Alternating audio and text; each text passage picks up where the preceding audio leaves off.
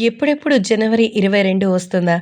400-500 ఏళ్ల క్రితం నుంచి ఎదురుచూస్తున్న అయోధ్యలో శ్రీరాముని ఆలయానికి సంబంధించిన ప్రతిష్టాపన కోసం ప్రతి హైందవ ధర్మం కూడా ఎదురుచూస్తూ, శ్రీరాముని దర్శన భాగ్యం కోసం కోటి కళ్ళతో ఎదురుచూస్తోంది. అయోధ్య శ్రీరాముని జన్మభూమి.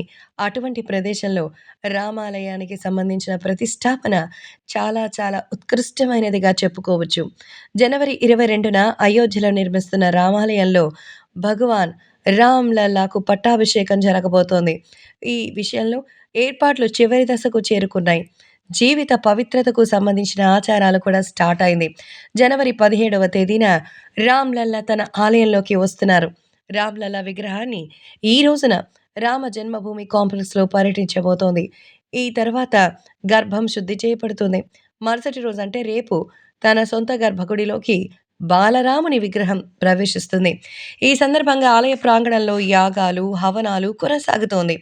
జనవరి 18 నుంచి మూర్తి ఆదివాస్ ప్రారంభమవుతుంది. 2 సార్లు నీటి ఎద్దడి ఉంటుంది. సువాసన కూడా ఉంటుంది.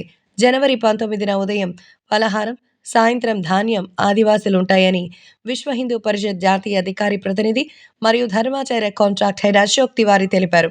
అదేవిధంగా జనవరి 20 ఉదయం చక్కెర, మిఠాయిలు, తేనె ఆదివాసాలు ఉంటాయి.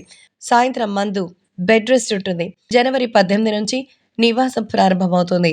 తీర్థయాత్ర, పూజలు, జలయాత్ర, జలాదివాసాలు, గంధాదివాసాలు ఉంటాయి. 19వ తేదీ ఉదయం ధాన్యాదివాసాలు, ఔషధివాసాలు, కేశరాదివాసులు, ఘృతాదివాసాలు ఉంటాయి. రామాలయంలో యాగ, అగ్నిగుండం ఏర్పాటు చేస్తారు. జనవరి 20న శాఖరాదివాస్, ఫలదైవం, పుష్పాదివాసాల కార్యక్రమం ఉంటుంది. అదే సమయంలో గర్భగృహంలో 81 కలశ వివిధ నదుల నీటితో శుద్ధి చేస్తారు. జనవరి 21న మధ్యాదివాసులు, షాయాదివాసులు ఉంటాయి. 22న రామ్లలా విగ్రహానికి ఉన్న కళ్లకు కట్టిన గంతల్ని తొలగించి ఆయనకు తన మోముని అద్దంలో చూపిస్తారు. రాముడు సూర్యవంశీ అని, ఆదిత్యుడు కూడా ద్వాదశుడు అని, అందుకే రామ్లల్లా ద్వాదశ స్థాపన జరుగుతోందని ఆలయానికి సంబంధించిన అధికారులు చెప్పారు. దీంతో పాటు చతుర్వేద యాగం కూడా 22 వరకు జరుగుతుంది. రామ్లల్లా విగ్రహానికి ఉన్న కళ్లకు గంతలు తొలగించి ఆయనకు అద్దం చూపించి ప్రాణ ప్రతిష్ఠని చేయబోతున్నారు.